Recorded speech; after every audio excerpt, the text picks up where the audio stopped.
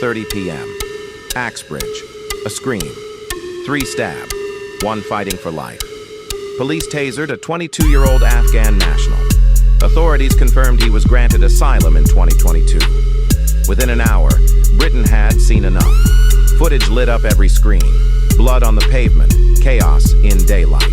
By nightfall, protests erupted outside migrant hotels across 5 cities from Kent to Southampton. They were funded by British taxpayers.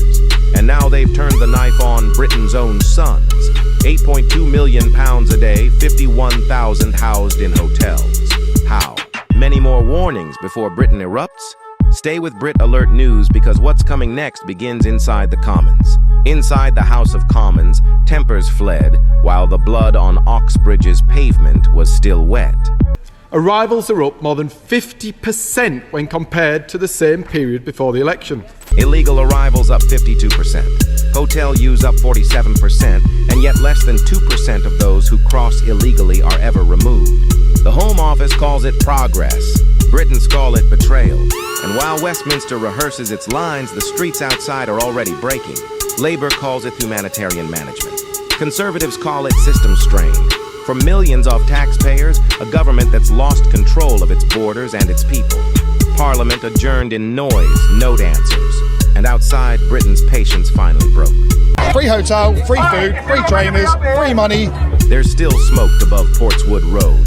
Police sealed off the Highfield district. 47 arrests, 19 injuries, and more than £2 million in property damage. What began as protest had turned into siege. The Home Office called it a contained disturbance. Locals called it revenge. The council met in silence that morning. Officials promised investigations.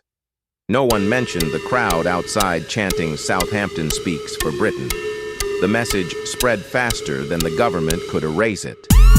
The lion was awake now, and its first roar came from Southampton.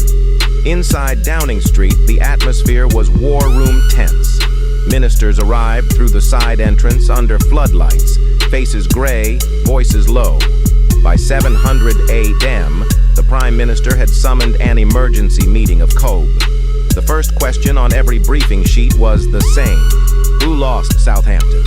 Intelligence reports warned that coordinated protests were forming in 12 other towns. Police reserves were exhausted. Over 9,000 overtime hours logged overnight. The Home Secretary demanded total control. The Defense Minister refused, calling it a domestic war we can't win. Leaks began within hours. A memo titled "Operation Restore Silence" surfaced online, outlining curfew zones and media blackouts. It spread faster than the government could deny it. By midday, the stock market dipped 2.8%, 8%, and foreign press described Britain as a democracy in recoil. Inside the cabinet room, voices rose. Someone shouted, "You can't police 67 million people." No one answered. The Prime Minister stared at the red briefing folder marked National Order Act Draft. He didn't sign it. He just whispered, "Contain it." But the truth was already out, and the country was no longer listening. By noon, the split inside government was public. 2 cabinet ministers refused to endorse the crackdown. One resigned live on air, calling it a betrayal of the British character. Another, a military veteran, warned that deploying troops against civilians would shatter the covenant forever. Still, the Home Secretary pressed forward. 2,000 soldiers were placed on standby under Operation Fortress. Armored vehicles moved toward the south coast. The official line, logistical support. The footage, though, but told another story. Convoys under Union Jack flags heading toward a city still reeling from smoke and glass. Civil servants leaked more files. Police morale down 37%, public confidence down 62%. And somewhere between those numbers, Britain felt the ground shift. A source inside Whitehall described the mood in 3 words: fear of ourselves. Outside Number 10, reporters shouted questions that no one answered. The Prime Minister hadn't appeared for 31 hours. The gates trembled under the weight of flashbulbs and silence. Inside, aides drafted one sentence for the evening statement. The government remains in control, but no one believed that anymore. By nightfall, the blackout began. Major broadcasters replaced live coverage with nature segments and cooking shows. Social media throttled videos tagged Southampton, but the truth had already multiplied. Mirror copies, proxy uploads, foreign servers. Within 24 hours, 47 million views. The footage was raw. An old woman screaming through tear gas. A line of police shielding an empty hotel. A child waving the flag upside down. Every image undercut the narrative of order. BBC insiders leaked internal memos marked public reassurance package. ITV presenters refused to read the scripts. For the first time in years, the press broke rank. A front-page headline in the Herald read simply, "What are we defending?" That question echoed louder than the protests. It reached classrooms, barracks, EPECs, even churches. Priests began quoting psalms about false kings and blind shepherds. In a country that once prided itself on stability, the silence from power became the loudest sound. And across Britain, people stopped waiting for permission to speak.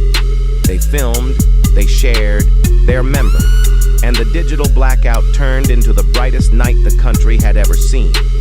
36 hours after the first riot, the Prime Minister finally appeared.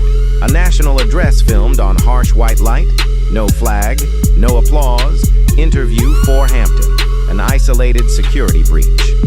But the words fell flat. As he spoke, thousands watched from phones, not televisions, live commenting, mocking, translating every phrase into disbelief. Outside, crowds gathered again. In Portsmouth, veterans sang the national anthem. In Nottingham, teachers held candles. In Manchester, 10,000 stood in silence for the injured and ignored. The anthem echoed line by line. Send her victorious, happy, and glorious. But the tone wasn't pride. It was warning. Inside Downing Street, staff whispered that the speech felt like a eulogy. Even allies described the Prime Minister as a man out of thumb. And when the broadcast ended, there was no applause, only the sound of clapping from outside. Slow, deliberate, defiant. It wasn't celebration, it was countdown. At dawn they came. Hundreds of veterans marching without banners, without slogans, just medals on their chests. They lined the streets of Southampton, shoulder to shoulder. Silent reporters called it the March of the Forgotten.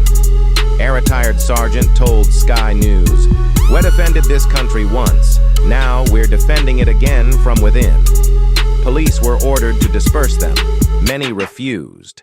Several officers simply stepped aside saluting as the veterans passed. That image, the salute, spread faster than any riot footage. By midday, over 60 towns held parallel vigils. For the first time in decades, Britain looked at its reflection and saw division wearing a uniform. In Parliament, emergency debates turned to chaos. One MP shouted, "You've lost the public. You've lost the army. What's left?" No answer came. By evening, veterans across social media posted a single line, "We serve the people, not the politicians." That night, soldiers guarding Downing Street lowered their weapons, and for a moment, the standoff that had defined a generation turned into something no government could order respect. The next morning, Britain woke to quiet. No speeches, no press, just streets swept clean by exhaustion. But under that silence, something irreversible had shifted. The government held on technically, but authority had already left the building. Power was now in the hands of the people who refused to forget. From Uxbridge to Southampton, from the Commons to the coast, the same truth echoed in every home. Britain was never broken, just unheard, and now it was speaking again. The lion wasn't returning to sleep. It was watching, waiting, remembering what it means to roar. This is Brit News. If you stand for truth, subscribe now and stay with us because the next Raw is already coming.